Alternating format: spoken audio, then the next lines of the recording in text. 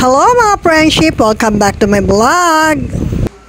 Ngayon ipapakita ko sa inyo ang mga parol na gawa ng aming mga estudyante. Actually ito ay isang contest, parol baking contest using recyclable materials. So makikita natin na napakalawak na kanilang isipan sa paglikha ng mga parol na ito gamit ang iba't ibang uri ng mga patapon ng mga bagay katulad ng mga dahon, mga plastic bottles, mga lalagyan ng itlog, kutsara, baso at iba pa. So tingnan natin kung sino ang mananalo sa contest na ito. Magpanik ko lang.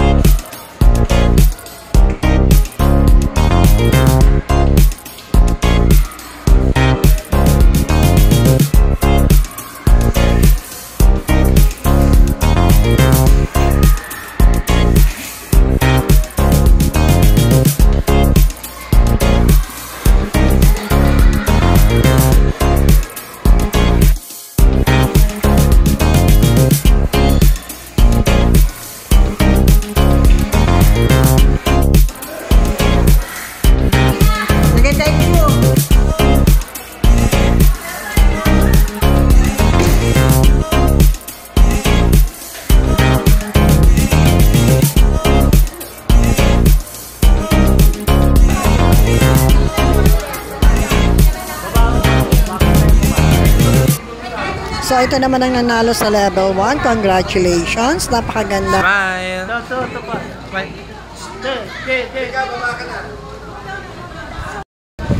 So photo op po na po tayo together with our principal and also ang mga pamunuan ng SPTA na kung saan sila ang namahagi ng papremyo na cash prize. Thank you so much SPTA.